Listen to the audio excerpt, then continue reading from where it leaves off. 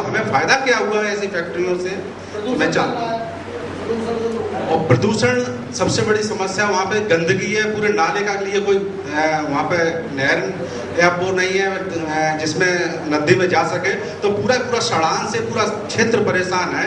मैं चाहता हूँ उसमें हम कैसे कर सकते हैं और कैसे उस आंदोलन को लड़ सकते हैं, मैं सलाह चाहता हूँ। Thank you.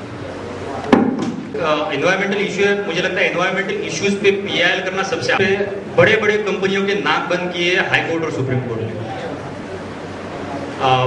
जो भी हाई कोर्ट और सुप्रीम कोर्ट में जो जुडिशरी बैठी है, ये एनवायरमेंट पे और बच्चों के अधिकारों पे थोड़ी कॉशियस है। तो आप एनवायरमेंटल वायलेशन की बात लेके कोर्ट के सामने जाओगे तो आपको 90% रिलीफ अश्योर्ड है।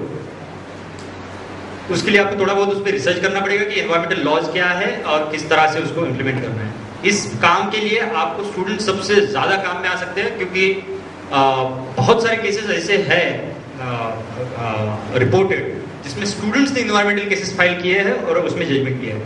साथ ही साथ भोपाल जो एनवायरमेंटल लॉ का जनक जिसको कहा जा सकता है, MC Mehta versus state of Madhya Pradesh, और पता नहीं कितने सारे ऐसे जजमेंट हैं जिससे एनवायरमेंटल लॉ को है कि जहां तक फैक्ट्रियों का सवाल है और जहां तक प्रोजेक्ट्स का सवाल है, आप उनको एनवायरमेंटल पजड़ों में बहुत अच्छी तरह से फंसा सकते हैं कोर्ट के माध्यम से।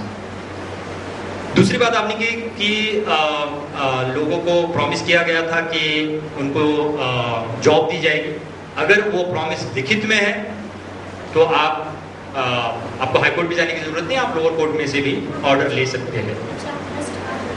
दूसरी बात, अगर वो लिखित नहीं है तो मुझे गारंटी कि जब वो प्रोजेक्ट आया होगा उस वक्त उन्होंने कलेक्टर के पास या फिर जहाँ पे भी प्रोजेक्ट रिपोर्ट फाइल की होगी उसमें उन्होंने बोला होगा कि वहाँ के जो अफेक्टेड लोग हैं उनको इतने लोगों को हम इतना जॉब मुहैया कराएंगे और इतने दिनों में।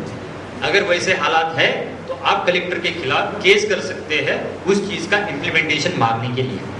क्या आरटीआई के तहत की जानकारी मांग सकते हैं? बिल्कुल।